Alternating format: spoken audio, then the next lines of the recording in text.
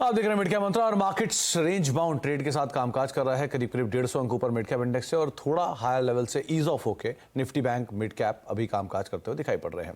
Important update में एक और अपडेट यह है कि ऑनलाइन गेमिंग कंपनियों पर 28% जीएसटी लगाने से जुड़ी याचिकाओं पर जल्दी फैसला हो सकता है।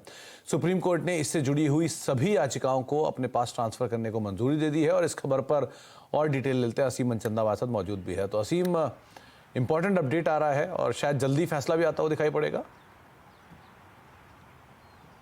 जी सही कहा सुमित। पिछले साल सरकार ने जो ऑनलाइन गेमिंग कंपनी है इनके ऊपर 28% जीएसटी लगाया था और ये रेट्रोस्पेक्टिव तरीके से लगाया गया था। जो कंपनियां हैं उनको अक्टूबर 2017 से जीएसटी देना है।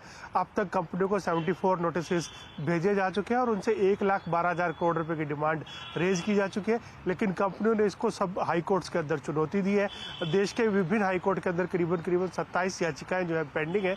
तो इसको लेकर के सुप्रीम कोर्ट में केंद्र सरकार ने एक ट्रांसफर पिटीशन लगाई थी और कहा था कि जितने भी ये हाई कोर्ट से मामलों की सुनवाई कर रहे हैं इन सारी पिटीशंस को सुप्रीम कोर्ट के अंदर ट्रांसफर कर दिया जाए। तो अब सुप्रीम कोर्ट ने उसको मंजूरी दे दी है, यानी कि अब ये सारे मुकदमों की सुनवाई अब सुप्रीम कोर्ट करेगा। सुप्रीम कोर्ट ने केंद्र सरकार को जवाब दाखिल करने के लिए अप्रैल अंत तक का वक्त दिया है और 1 मई से इस पूरे मामले की सुनवाई होगी, तो जिससे कि जल्दी सारा मामले का निपटारा हो सकता है और ऑनलाइन कंपनियों को राहत भी मिल सकती है। तो जल्दी निपटारा भी हो सकता है और शायद राहत भी आते हुए दिखाई पड़ेगी। बहुत बहुत शुक्रिया असीम, ये अपडेट हम तक पहुंचाने के लिए और इन सभी खबर पे हमसे बातचीत करने के लिए। जाने से पहले एक बार जरा खिलाड़ियों का अपडेट भी ले लेते हैं, किस तरह का मुकाबला इस हफ्ते देखने को मिल रहा है। इस हफ्ते जो मुकाबला है उसमें Sharekhan by BNP Paribas के Jatin Gedia, double SJ finance के विरल छेड़ा और एमके ग्लोबल के कपिल शाह के बीच में मुकाबला है।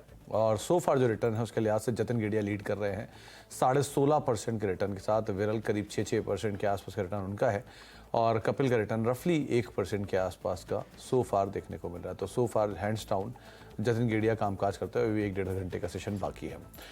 मिड कैप मंत्रा में तो फिलहाल इतना ही, लेकिन जाने से पहले नो योर कंपनी में आज कुछ देर में हम बातचीत करेंगे थॉमस कुक की मैनेजमेंट के साथ, जो हमारे साथ मौजूद रहने वाली है और ख़ास तौर से इस तरह का ट्रेंड है उसके ऊपर बातचीत होगी कि कैसा ट्रेंड देखने को मिल रहा है डोमेस्टिक टूरिज्म मार्केट के अंदर और अपकमिंग समर वेकेशन के लिए किस तरह से कंपनी तैयार है। सब पर हम बातचीत करते हैं छोटे ब्रेक के उस तरफ।